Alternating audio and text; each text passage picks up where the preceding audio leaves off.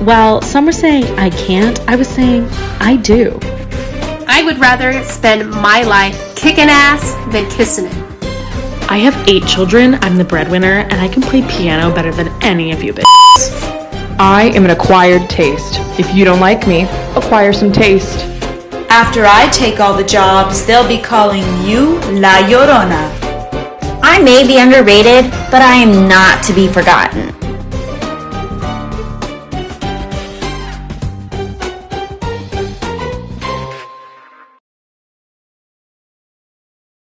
Welcome back to the Real Housewives of Classical Music. Today I'm going to be talking about Alma Mahler. She's one of the most infamous women of the 20th century. I wish I could tell you all the reasons why, but I only have time for the meat and potatoes, so let's get started.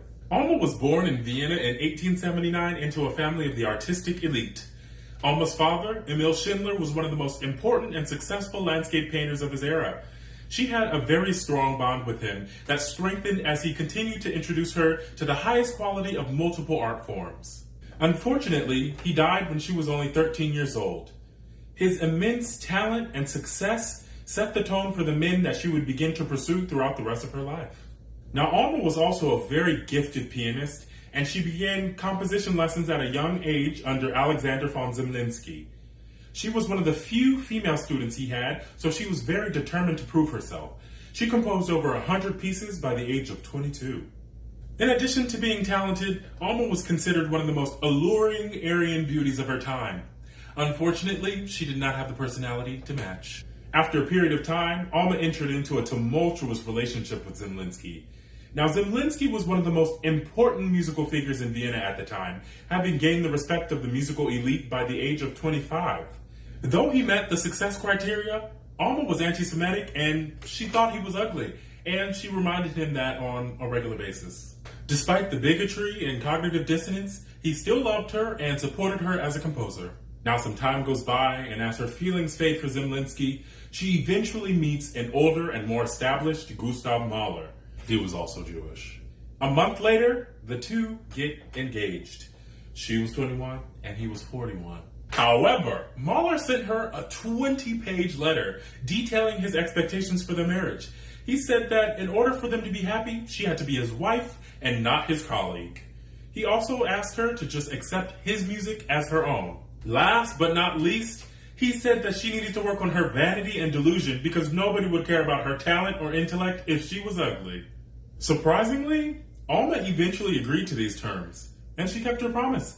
She accepted his music as her own, they played through his new music together, and she even took on the task of copying his music. Mahler's Fifth Symphony was one of the first pieces that she worked on from beginning to the end. Eventually, this started to take a toll on Alma. She couldn't compose, and that's what she was meant to do. So, it wasn't until after she had an affair and Gustav took a trip to Sigmund Freud that he took an interest in her music and had some of it published. Though this is the case, Gustav died not too long after her pieces were published, and unfortunately, Alma never went back to composing. However, Alma continued to have a big impact on the lives of other artists. Most notably, she funded Arnold Schoenberg for an entire year while he was in financial ruin and was an active promoter of his works. Additionally, Alma took her role as a muse to the next level.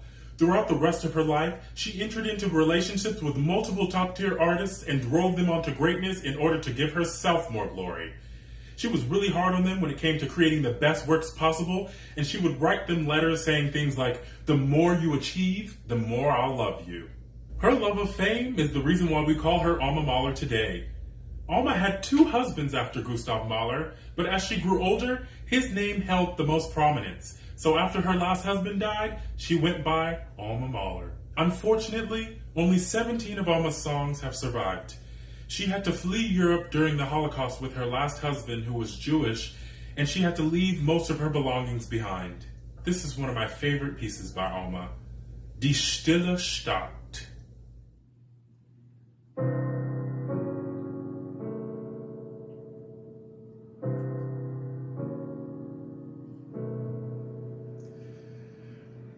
Liegt eine Stadt im Tal, ein blasser Tag verdeckt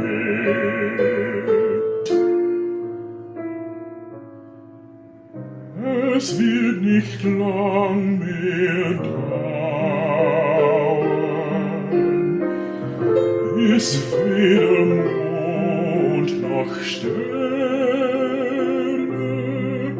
und Nacht am Himmel steht.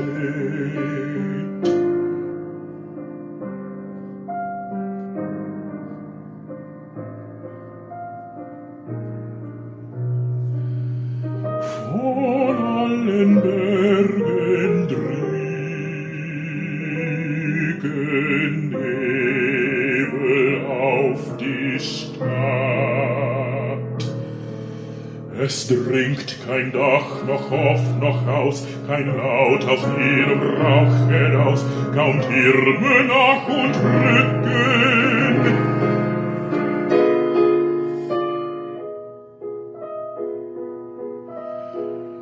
Doch als der Wanderer graute, da ging ein Lichtlein auf den Grund und aus dem Rauch und Nebel begann ein Lobgesang aus